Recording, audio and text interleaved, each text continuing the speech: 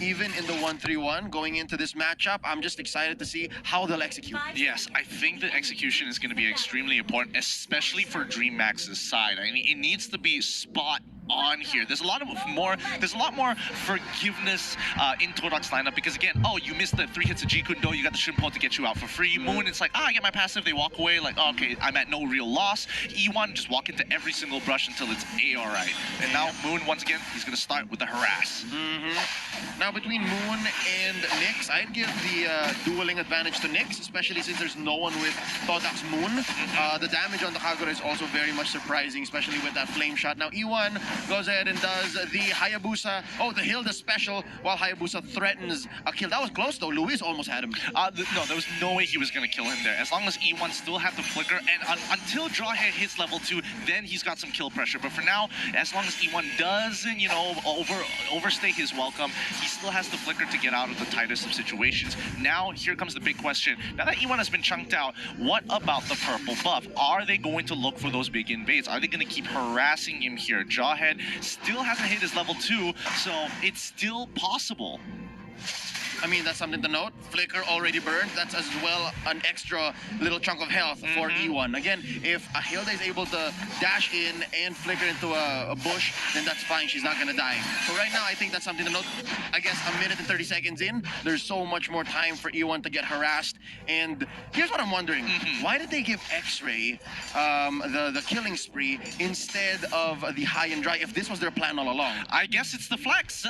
That's literally the only reason I can think about at this point in time, because X-Ray, you wouldn't expect him, especially when he doesn't have execute as well. I mean, naturally with the playmaking capabilities, they can do. Oh no, E1, what you doing, buddy? Buddy, you're getting into some dangerous territory as the OK Shadow Kill comes on out. X-Ray taking a huge risk here, putting himself in danger. Luis is able to get that first blood and get on out of there with the quad shadows, and that's why E1, you got to be so much more careful. Moon trying to. There we go. Chiku finding the perfect execution at the cost of at least 80% of Moon's life, and Cabrera is trying to come in and make the difference, and yes, he does. They trade 1 for 1 for 1, ending the score at 2 for 2. An eye for an eye gets everyone blind, but the fight continues. Formaze comes in with the Black Dragon form as the rest of Todak is going to be controlling the mid lane. Dreammax finally decide to say, no, we're done with this. All right, it was a alley-oop into a slam dunk to your face. I like how Dreammax kind of pushed the issue. They forced the kill, but then again, Chico was coming up like, all right, man, you take my tank, I'm right here. And then there was another big team fight that happened.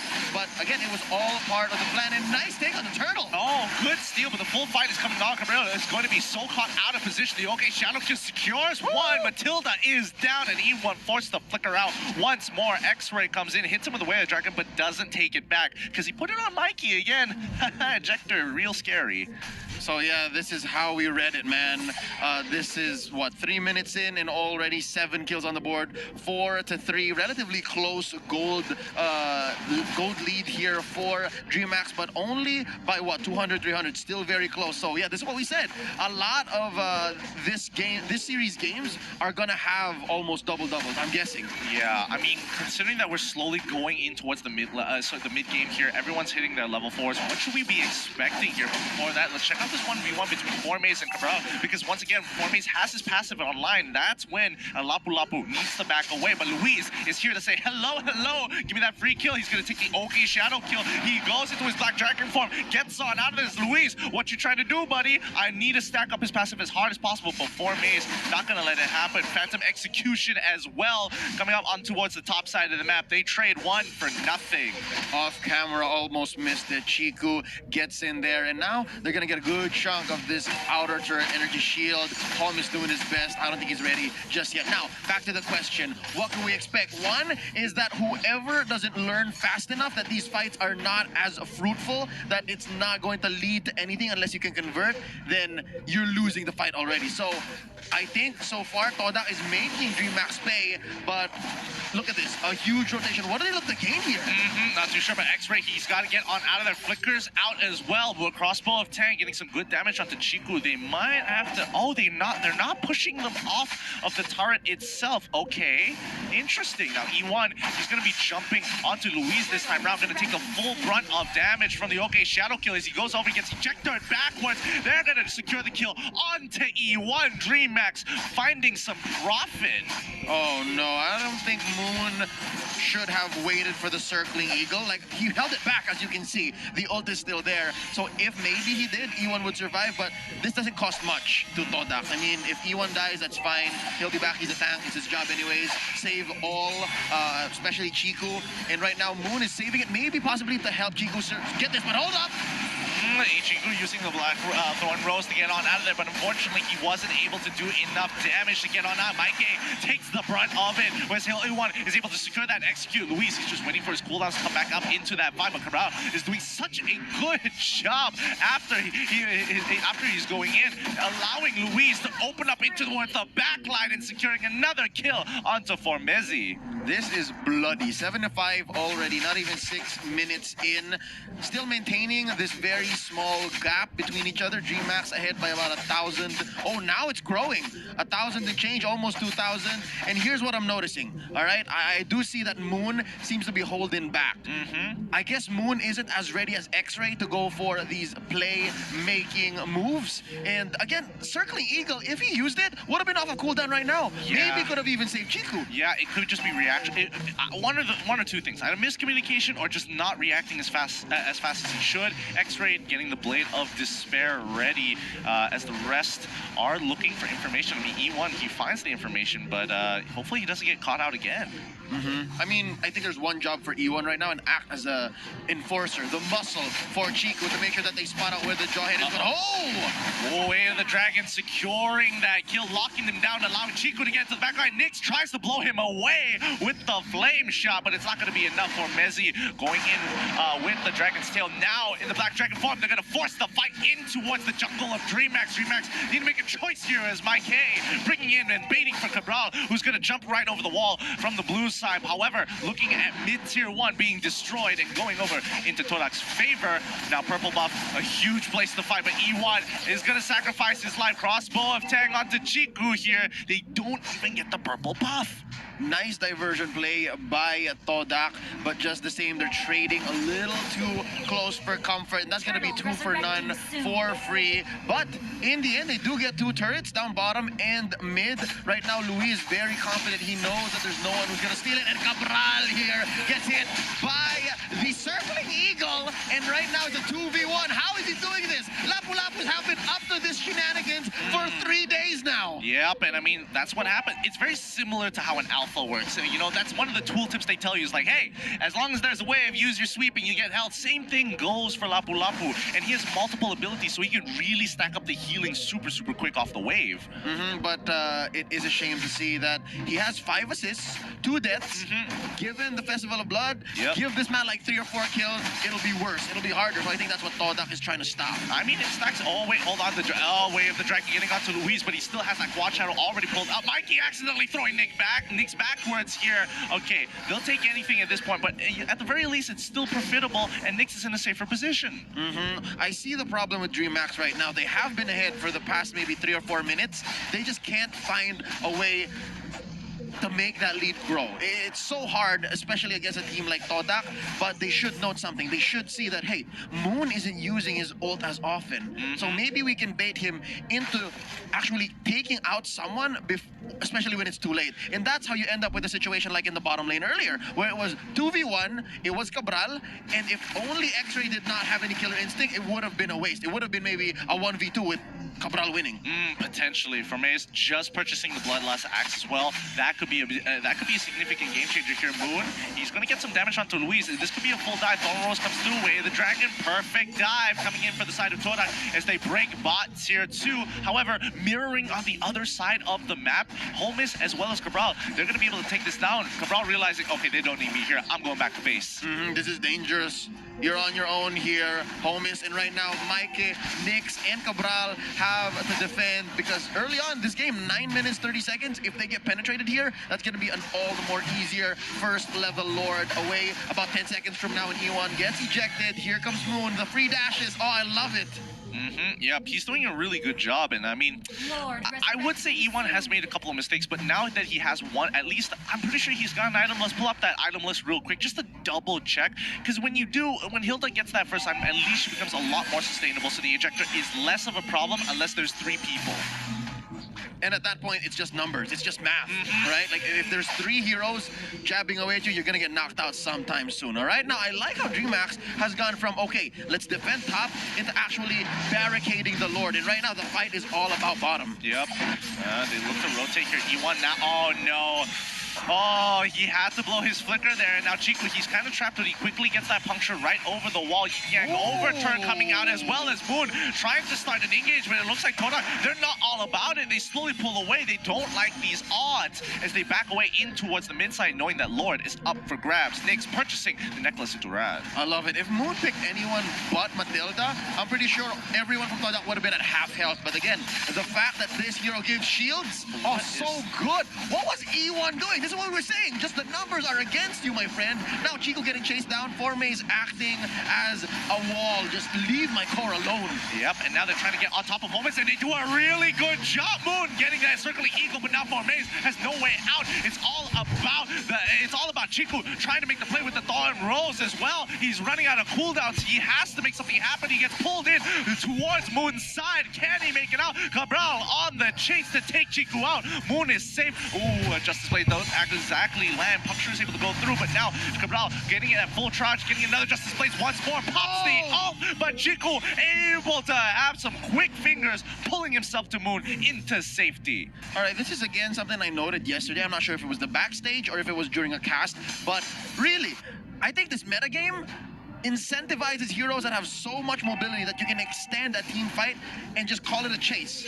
There seems to be so many chases in this metagame, and that just makes the map all the more smaller. We talked about how heroes are able to respond, and because of the combat mobility, because of the combat mobility, you're able to turn fights into something else, an actual 5v5 into a skirmish, and right now I'm just wondering what happened to Cabral right there as 2 teams jockey for position right here in the Lord. Yeah, they are just fighting each other, and I mean, you can see Chico just rotating off them, but Formaze is trying to buy as much time as possible, trying to sustain. Moon is there to cut them off, forcing them back in towards that top side, and Chico is so far away. E1, he needs some help. Can someone save him? Nobody can save him from the OK shadow kill, and now Chico finally joining the fight to take out Mike K in the process. Nyx goes down as well. 3 for 1, unfortunate trade here for Dreammax. They do even out the score 13-13, and again, keeps the gold lead at a very minimum. That's what?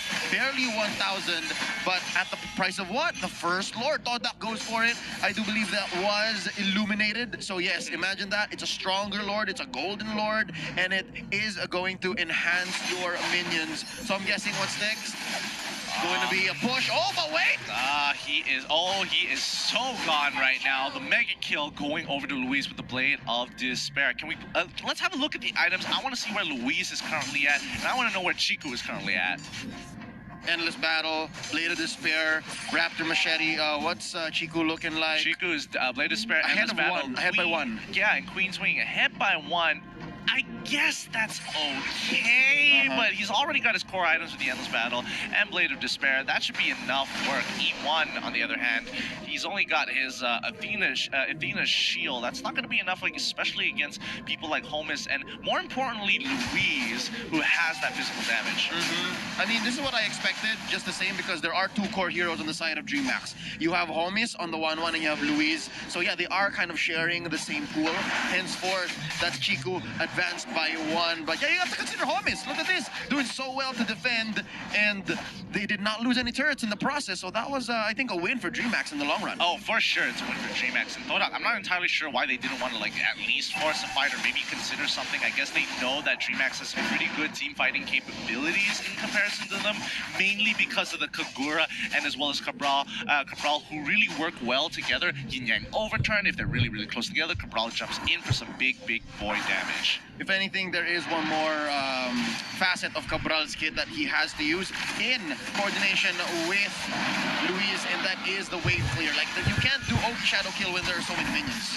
Now the fight is almost about to begin, but they back away. I mean, it was a really good attempt from Todak's side, but Dreammax, they are just pulling back, saying, hey, they blew their big ticket ultimates. We don't mind.